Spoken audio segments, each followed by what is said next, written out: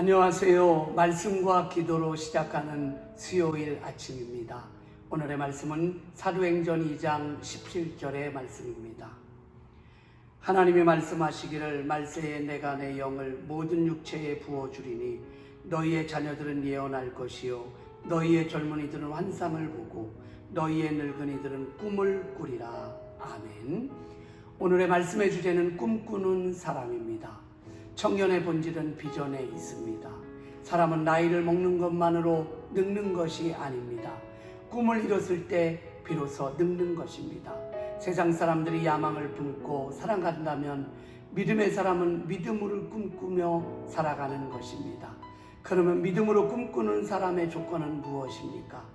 허무한 인생을 의미하는 인생으로 바뀌기 위해서는 창조주 하나님을 만나야 합니다. 우리는 우연히 이 세상에 존재하는 것이 아니라 우리를 창조하신 하나님께서 이 시대에 이 땅에 우리를 보내신 것입니다. 그러면 하나님께서 왜 우리를 창조하셨습니까? 첫째는 하나님을 위해서 찬송을 부르는 존재로 우리를 창조하셨습니다. 하나님의 영광을 위해 사는 존재로 우리를 창조하셨습니다. 꿈꾸는 사람은 하나님의 말씀을 붙잡아야 합니다. 아브라함이 본토 친척 아비집을 떠나서 하나님의 지시할 땅으로 갈 바를 알지 못하면서도 찾아갔던 이유는 무엇입니까?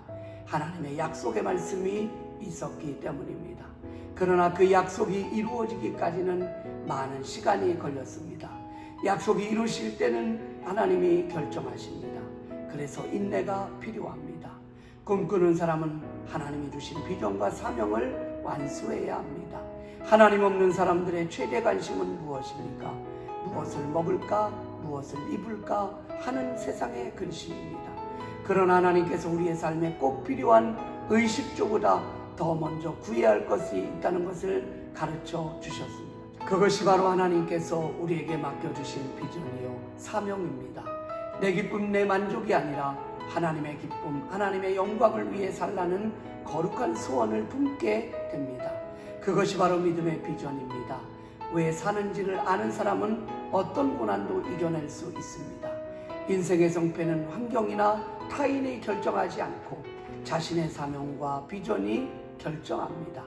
생명을 걸 만한 유일한 가치는 바로 예수 그리스도이십니다. 세상에서 나를 위해 흘린 땀과 눈물은 이 세상을 떠날 때에 모두 없어지지만 주님의 사명을 감당하기 위해 흘린 땀과 눈물은 한 방울 한 방울 상급으로 하늘 창고에 쌓이게 됩니다. 날마다 하나님의 거룩한 꿈과 비전을 갖고 살아갈 때 하나님이 우리의 인생을 책임져 주시고 축복해 주십니다. 사랑하는 비전의 성도 여러분, 짧고 빠르게 지나는 인생 속에서 나를 창조하신 하나님을 믿고 의지하며 꿈꾸는 성도가 되기를 간절히 소망합니다. 사랑합니다. 축복합니다. 주님만이 내 사랑입니다. 세상을